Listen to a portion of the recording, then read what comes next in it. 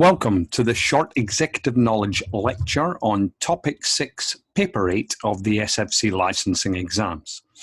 This topic covers securities analysis and will look at the difference between fundamental analysis and technical analysis, going into the two techniques in a certain amount of depth. I will emphasize the important points to help you understand the core material you need to know to sit the exams, and a copy of the study notes you see on the screen can be downloaded from the Executive Knowledge website under Paper 8 Resources. Now, as ever, I strongly recommend that you supplement this learning with question practice.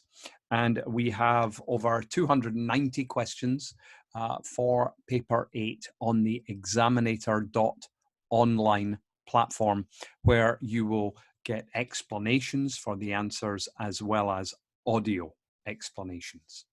Okay, what have we got for topic 6? As I said, fundamental analysis versus technical analysis. And let's start with a summary of the two common methods. As it says there, page 2, first of the two sub-bullet points, fundamental analysis assigns an intrinsic value to a stock by considering the company's financials and operations, asset values, anticipated earnings, and growth potential, and the economic environment and the business cycles. You're looking at the fundamentals of an individual company, its specific financial performance, its financial structure, and you're coming up with an estimate of what you think the company value is. Whereas technical analysis, as it says, studies technical factors such as price movements, volume, and trading activity. That's trading activity of the stock as indicators of future trends. You're not actually looking at the fundamentals of the company. You're looking at how the market is reacting to that company's position. So if the price is continuing to increase, a technical analyst may well predict that the price will continue to increase, irrespective of the fundamentals of the company. Let's look at fundamental analysis, section 2. And we see that there are two approaches. One is top-down and the other is bottom-up. Now, with top-down, you're not looking initially at any individual companies. You're looking at the, as it says, the global economic environment, and you're looking for areas that are attractive to discover value. That you then look at particular domestic economic environments. For example, Europe. For some reason, you may think Europe is going to be a strong performing area. And within Europe, you would look at different industries that you are interested in. Once you've homed in on one or two industries, then you will go analyzing companies within that industry. Whereas bottom up is where you start with the company. Your attention's drawn to a particular company. You think it may be attractive, and then you will look at the industry and the economic environment. So it literally is top down versus bottom up. And we've given some bottom up analysis notes at the top of page 3. Now, if we've looked at the economic environment in top-down, we then move on to industry analysis, and within the industry, competitive analysis. How competitive is the industry? Because the more competitive it is, the less attractive it is to an investor, because there'll be pressure on prices and on margins. When we're looking at an industry, we'll consider the points that are listed under 2.2, the strengths, weaknesses, opportunities, threats, the competition, which I've just referred to, technology, innovation in the industry, the economic variables affecting the industry. For example, is demand elastic or inelastic? Inelastic is attractive. Financial and operating variables, and government policy with regard to that industry. Also, we're interested in the stage of the business cycle of that industry. This is more short-term investing, but it's to do with the timing of your investment. And you can see that there's four time periods that we are looking at, 4 stages: peak to contraction, contraction to trough, trough to expansion, expansion to peak. Be aware of those. Understand each of the 4 stages and how they interrelate. If that was examined, it would be one question. Another way of looking at an industry is the 4 stages of the industry growth cycle that we've graphed on page 4, starting with the initial development, the rapid expansion, up to mature growth, and then ultimately the decline of the industry, if that occurs. And if you're looking at an industry, you're probably more interested, if you're looking for growth investing, in the initial development, the rapid expansion stages. You probably are not interested in the decline stage. An example of 4 stages, well, a good one is the facsimile machine, the fax machine. Initial development was late 70s, early 80s. It then went through rapid expansion during the 1980s, mature growth early 1990s. And then in the mid 1990s, it went into decline due to the advent of the internet and email communication. Fax machines are very rare nowadays. Now, when we are looking at a specific company and its financial statements, then we are going to be considering ratios, ratio analysis.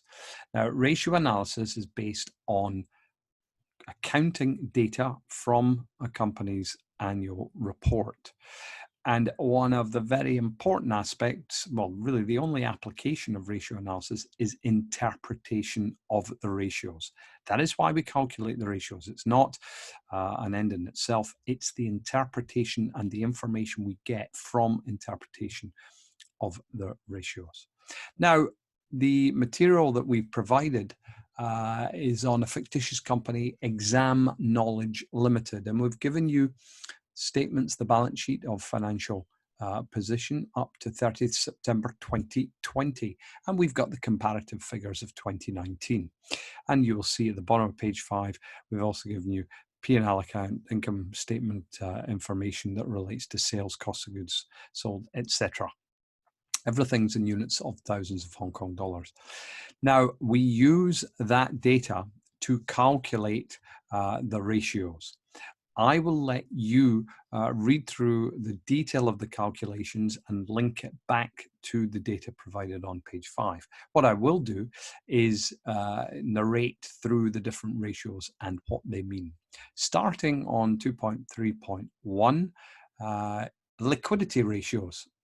And these measure a company's ability to pay in the short term. For liquidity ratios, well, there really is 2 major liquidity ratios: current ratio and quick ratio. Current ratio, current assets divided by current liabilities, and we'd like to see the number 2. Quick ratio, or acid test as it can be referred to, is the current assets on the numerator minus inventory. The reason we take inventory out is that inventory can be relatively slow moving. So the quick ratio gives us accounts receivable plus cash divided by current liabilities. And that is the most accurate liquidity ratio that we would consider. The next 2 are really efficiency ratios: efficiency of working capital, inventory turnover, how often we are turning over our inventory during a year, and we can then translate that into the number of days inventory that we hold. Same with debtors turnover, the number of times we pay our debtors, I beg your pardon, number of times we collect from our debtors during a year, and we can also, by applying 365, establish the number of days it takes to collect debtors on average. And I give you the calculation of inventory turnover and debtors turnover and the days calculations on page 7. Section 2.3.2 looks at profitability ratios, measuring companies' overall profitability and management's performance. The ratios we cover: asset turnover. Asset turnover is sales over assets, and that is expressed as a number and shows us how much sales we're making, how many dollar sales we're making for every dollar of capital employed, or total assets. Return on assets is the profit we are making on our capital, on the assets that we employ. Gross profit margin, very important. That is our sales less cost of sales, giving us the gross profit divided by sales. And that margin will be specific to an industry. Some industries have high gross margins, others have low. Net profit margin is after taking account of overheads. So for example, with a high gross margin business, a luxury business, there may be very high advertising costs to create awareness. And so the net profit margin will come down significantly after deducting the overheads. Return on equity for investors. What equity do we have in the business? That's shareholders' funds, share capital plus reserves, and the return will be profit after interest and after tax. Earnings per share, net profit divided by the number of shares. Price earnings ratio is the price of the share divided by the earnings per share. That is a multiple. And dividend yield, the dividend divided by the market price of the share. Am I going to be examined on these? Yes, you'll get 1 or 2 questions on ratios, but it will only be 1 or 2 of the ratios.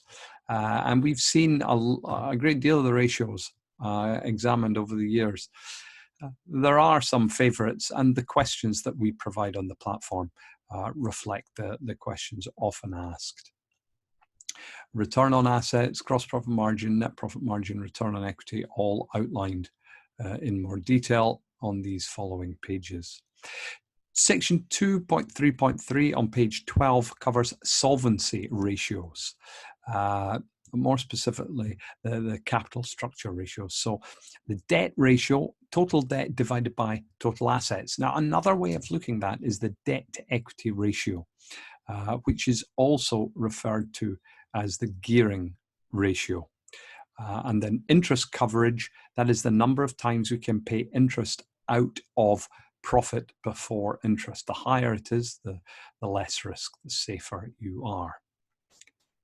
And there is top of page 13, debt to equity, also known as the gearing ratio. Section 2.4, valuation of equity securities. Now, there will be 1 or 2 questions from this section, and we cover the dividend discount model, dividend growth model, price earnings model, and the capital asset pricing model. Now, this is core material for paper 8.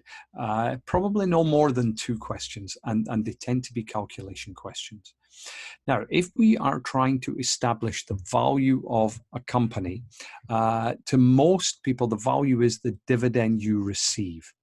And so we start off by discounting future dividends. Well, these are obviously our forecast dividends. And as you can see, we discount each individual dividend to the present value, add up all the present values, and that gives us an estimate of the value of the share. Now, if we assume that the same dividend is paid every year in perpetuity, then the formula simplifies to what we can see sitting on its own there. The price is equal to the next dividend divided by the required rate of return. And we've given you a short example illustrating this. Calculate the expected price of the company if dividend every year of $4 and the required return is 10%. Very simple. $4 divided by 0.1 giving $40. The other way to look at that is if I pay $40 for the share and I get $4 each year, $4 on 40 is a 10% return. Very straightforward and often examined, so I'd be comfortable with that one. Moving on to the dividend growth model, a little bit more involved. The formula for dividend growth model is the next dividend, which is the numerator, the dividend multiplied by 1 plus the growth rate in dividends, and all this will be given to you in the question, divided by R minus G, required rate of return minus the growth rate. Know that formula. And when you go into the exam, write it down on the scrap piece of paper. When you come to the question, just put in the numbers to the formula, crank out the answer. Let's look at the example. Calculate the expected share price of GrowCo Limited if the company has just paid a dividend of $10. Now, that's not the next dividend, that's the current dividend. And the dividend is expected to grow 5% per year. Investors' required rate of return is 10%. Okay, into the formula we go. The numerator, $10, that's the current dividend. So we've got to grow it 1 year. So we multiply it by 1.05. and then we divide it by R minus G. 0.1, 10% minus 0.5, 5%, the growth rate. Always decimal, not in percentage terms. And we crank the numbers and we get a share price of $210. Please be comfortable with that calculation. Highly likely to come up. Price earnings model, another way of calculating the value. It is simple. We take the price earnings multiple of a similar company and we multiply it by the earnings per share of our company. So price earnings model example in the box. Calculate the value of a share of GrowCo if companies just reported earnings per share of $10 and a similar listed company is trading at a P of 23. It is extremely straightforward. 23 multiplied by 10, the multiple of the earnings, gives us a share value of $230. And finally, under this section, capital asset pricing model. It looks daunting, but it is straightforward. And it is a way of calculating the expected return on an equity given the risk-free rate in the market, the return that the market as a whole is achieving, and the relationship of the company's performance with the market's performance. And that is measured by beta. Now, if the company's performance is the same as the market's performance, the market goes up 5%, the company goes up 5%, beta would be 1. If the market goes up 5% and this company on average goes up 10%, it's double, we would say the beta is 2. But it's more likely you're going to be examined on the actual mechanics of this calculation.